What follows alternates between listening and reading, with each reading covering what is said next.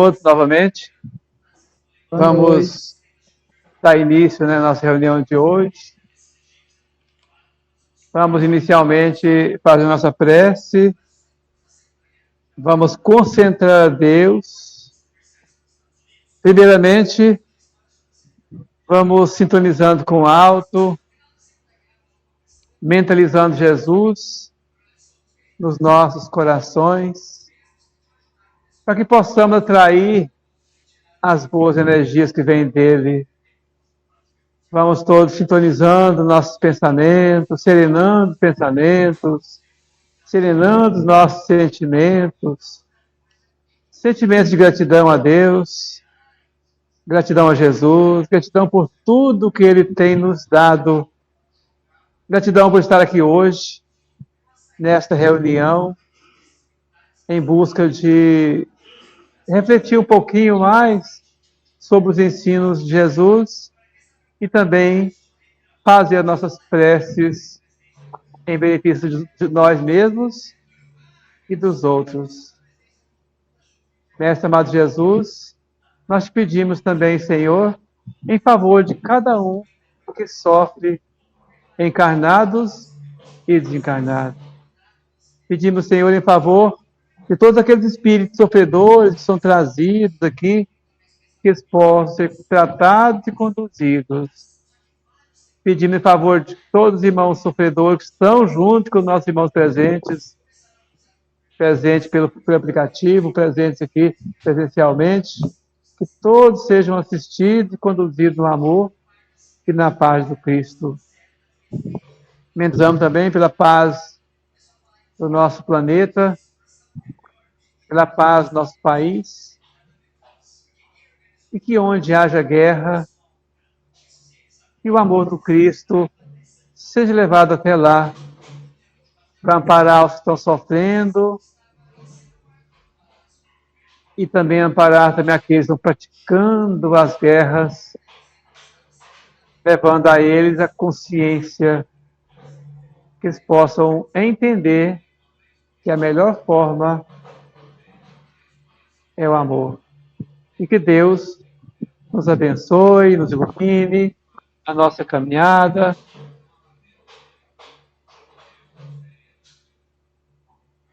Obrigado, Deus, por tudo e que assim seja.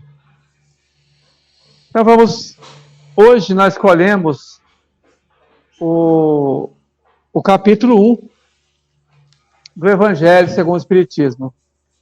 E o capítulo 1 é o título Eu Não Vim Destruir a Lei. Quando ele fala lei, ele dizia a lei de Deus trazido por Moisés, né? Quando Moisés foi no Monte Sinai e ele trouxe os mandamentos. Esses mandamentos que ele trouxe se resume ali tudo a lei de Deus. Então, aqui aborda a questão das três revelações. A revelação trazida por meio de Moisés, a revelação trazida por meio do Cristo e a revelação trazida por meio do Espiritismo. Não por Kardec, Kardec foi apenas um codificador, né? Mas quem trouxe a mensagem verdadeira foram os Espíritos. Então, os Espíritos trouxeram a mensagem a favor de nós, né? Trouxe a mensagem para nós. Então, se nós analisarmos bem, Deus, antes de Moisés, já enviava os profetas. Então, Deus está todo o tempo nos mandando a mensagem. E ele primeiro mandava vários profetas. Depois, ele mandou a primeira revelação, que foi Moisés. Segundo, depois o próprio Cristo veio. E depois ele encaminhou o Espiritismo. Se nós analisarmos bem, nós vamos pensar bem, o que Jesus o tanto que o trabalho do Cristo em favor nosso, quanto ele trabalhou em nosso benefício, trazendo os seus ensinamentos para nós, tentando nos formar, tentando fazer com que nós cresçamos. E o Kardec nos mostra aqui que as 3 revelações, a primeira foi de Moisés, teve uma personagem, foi personificada em Moisés. Era um homem, por meio dele veio a mensagem dos mandamentos, mas ele foi o centro da revelação. Depois, o próprio Cristo veio, ele que é o governador do planeta, ele mesmo veio trazer novamente agora a sua mensagem, trazer o amor. Passado 2000 anos da vinda dele, ele encaminhou o Consolador. Isso, ele já na época que ele veio, ele falou assim, que depois eu enviarei o Consolador, o Espírito de verdade. E ficará para sempre convosco. Ele já avisou isso antes. Então, se nós formos analisar bem o trabalho, só for pensar o quanto o trabalho do Cristo é imenso. Porque, na verdade, todas essas revelações eram precedidas por ele. Só que ele não veio diretamente quando veio Moisés. Mas toda a lei encaminhada por Moisés foi mandada por ele.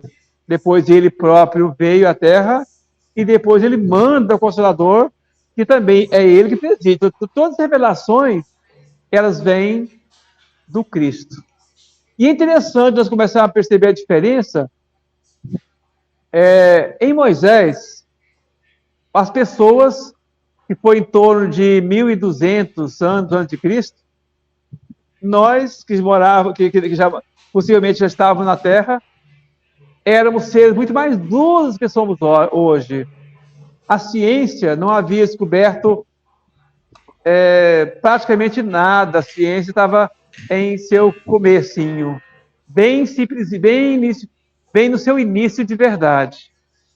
Então veio, ele manda Moisés, e Moisés era bem durão. Moisés era duro de coração.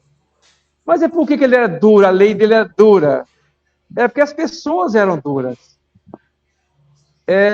Então, para que ele pudesse domar as pessoas, tinha que ser mão de ferro. Então, Moisés trouxe o ensinamento do Cristo, o ensinamento que Jesus mandou. Primeiro, ele foi no Monte Sinai e recebeu os mandamentos.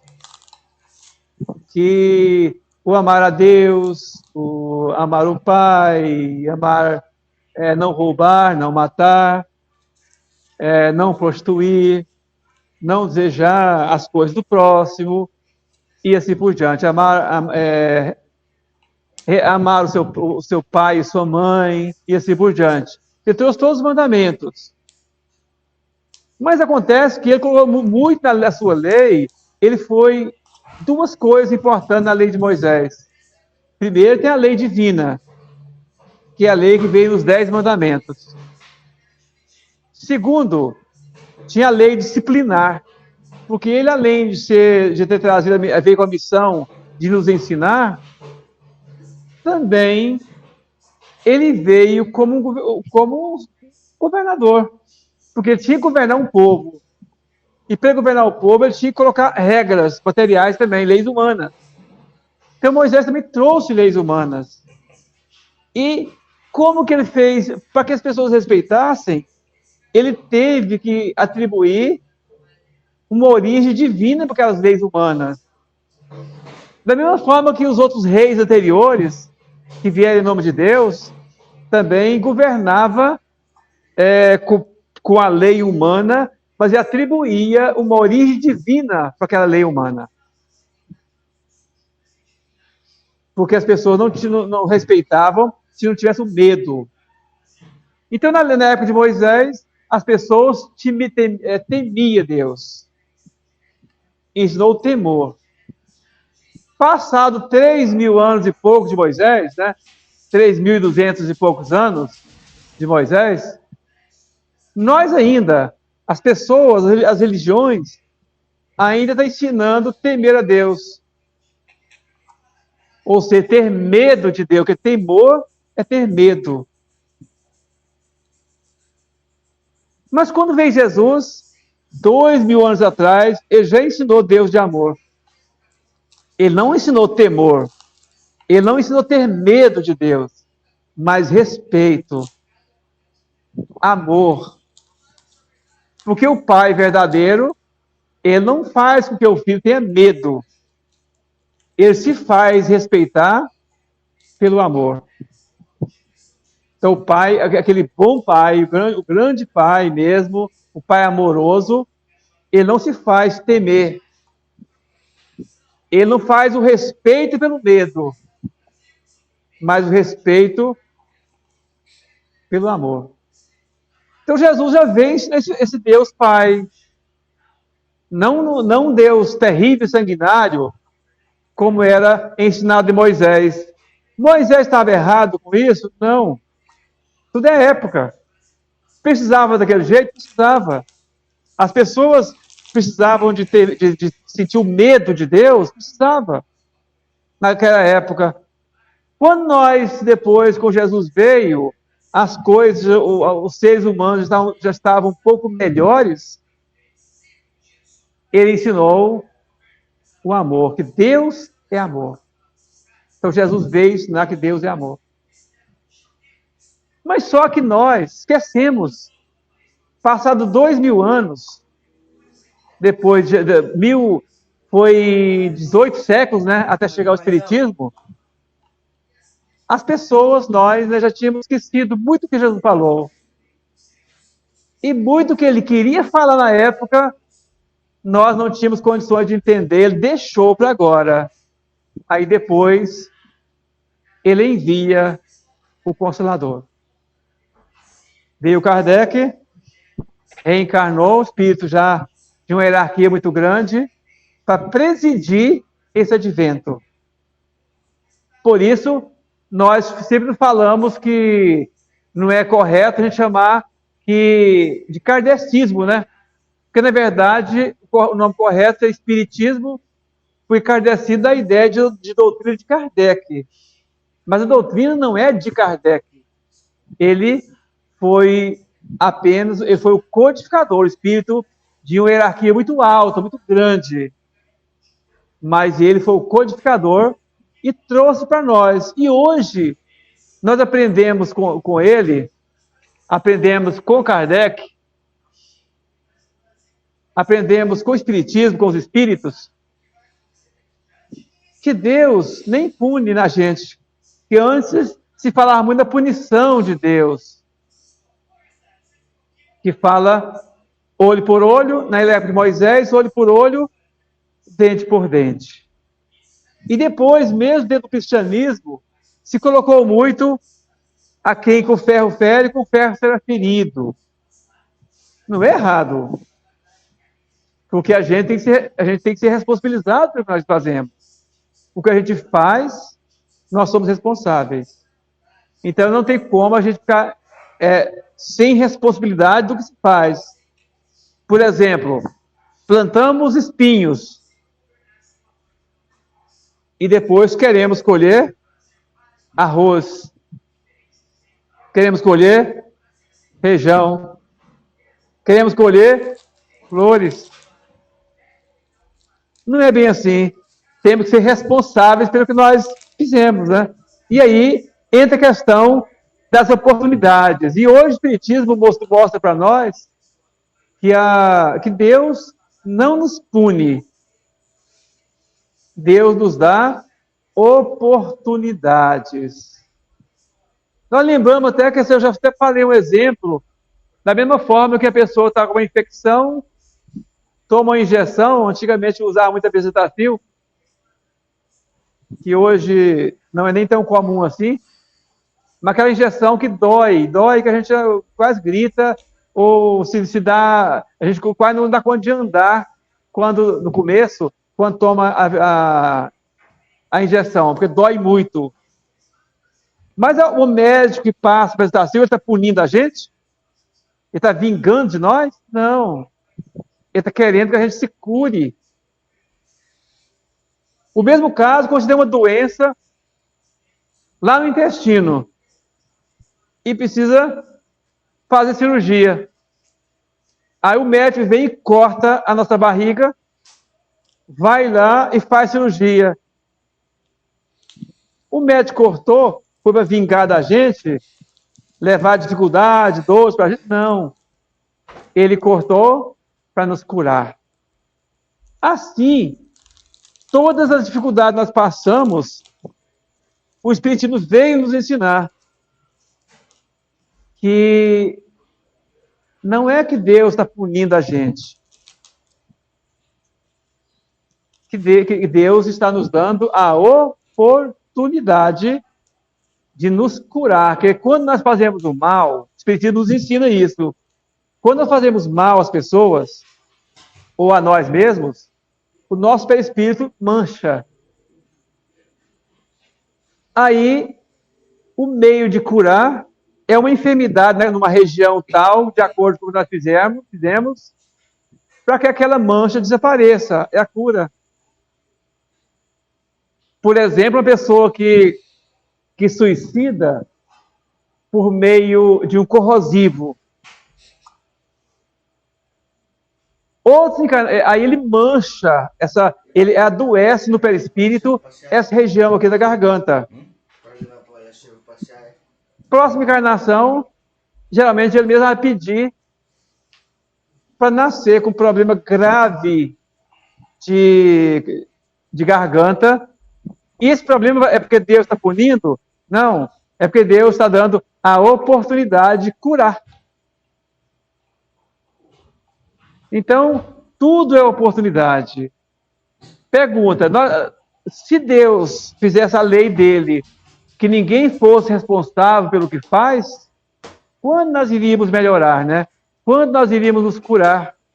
Então, pela lei de Deus, cada vez que nós fazemos o mal, nós nos manchamos. E se nós nos manchamos, então, nós machucamos a nós mesmos. E aí, nós vamos precisar de passar por essas oportunidades que Deus nos dá, das dificuldades. E nós aprendemos com o Espiritismo ainda a questão que ele veio nos trazer, que não existe céu, nem existe inferno. Que coisa maravilhosa, né? Porque antes falava que uns iam para o inferno, outros iam para o céu. Hoje, nós aprendemos que não existe o inferno. E não existe o céu circunscrito, como se dizia antes. Existe, quando Jesus fala que na casa do meu pai há muitas moradas. Moradas mais difíceis, moradas melhores, moradas boas, né? E nós, quando nós estamos na terra, nós estamos plantando, nós estamos fazendo. E as moradas, para onde nós vamos? Vai depender da nossa mente.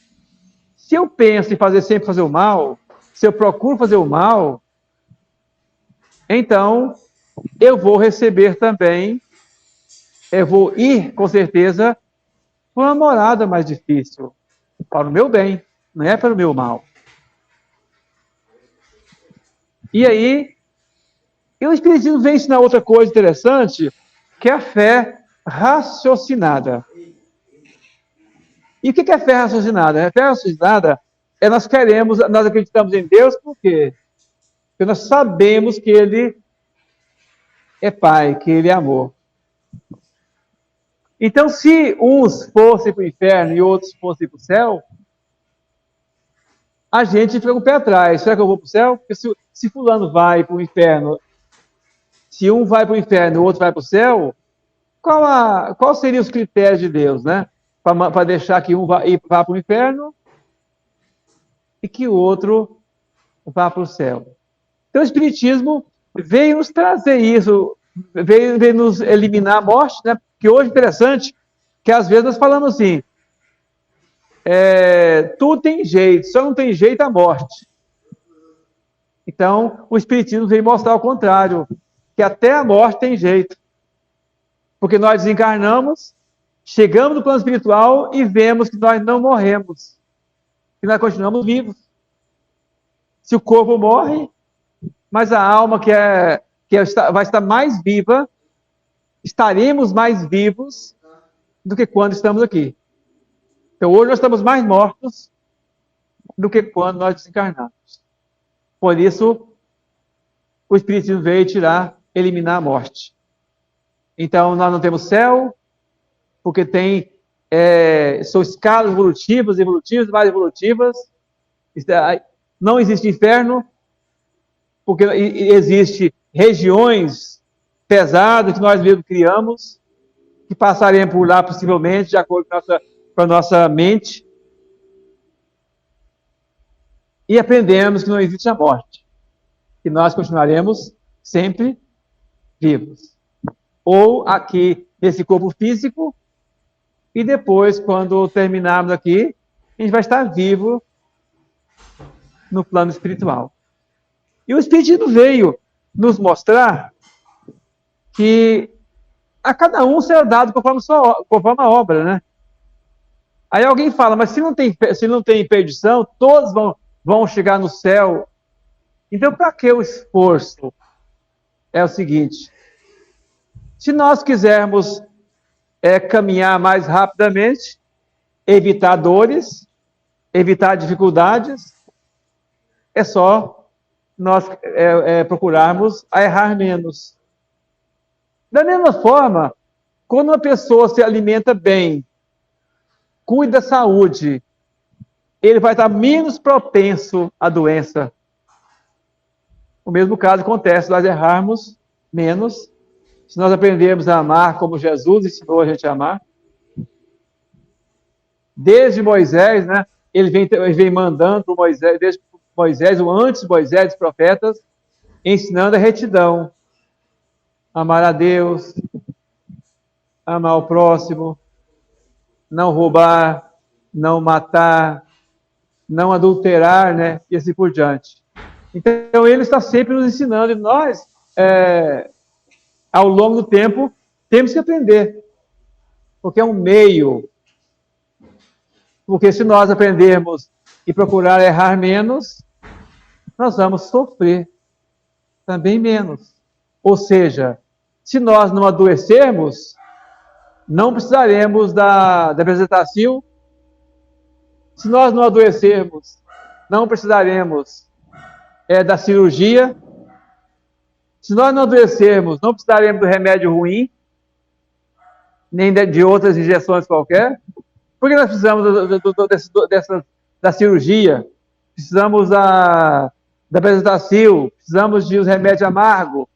É porque nós adoecemos. E a doença, ela é causada por nós mesmos. Então, ninguém é culpado, ninguém é culpado da nossa doença. Nós mesmos somos os verdadeiros culpados pelas nossas enfermidades. É isso que Jesus nos traz. E vem ao longo do tempo, porque depois que veio o Kardec, que trouxe a codificação, que trouxe as obras, não ficou completinho ainda, continua ainda o trabalho. Depois veio o Chico, com mais de 400 obras, e muitos outros irmãos trazendo aí trabalho pela mediunidade. Quantos livros também não tem Edivaldo Franco? Quantos livros tem outros irmãos aí que estão trabalhando, trazendo a boa nova para nós? Tudo isso vem por meio do Cristo. Tudo isso vem de Jesus. Jesus que está no comando de tudo. Por isso ele fala assim, que Jesus está sempre no comando. Ele está dirigindo uma nave, dirigindo um grande navio, e ele comanda com maior perfeição. Por isso, por maior que estejam as dificuldades, por maiores problemas que estejam o nosso país e o mundo enfrentando, nós podemos ter força e fé que Jesus não perdeu o controle, que Jesus está sempre no comando, porque Ele é o governador, é o diretor, Ele é o nosso guia e nosso modelo, que está sempre para nos ajudar. É isso que eu tinha para a gente discutir nessa noite de hoje. Muita paz e muita luz a cada coração. Que Jesus nos abençoe a todos. E agora, nós vamos passar para o nosso companheiro Odilon, que vai continuar agora com a prece e com o tratamento espiritual. E a gente vai ficar aqui no centro com o passe presencial. Que Deus nos abençoe a todos, assim seja.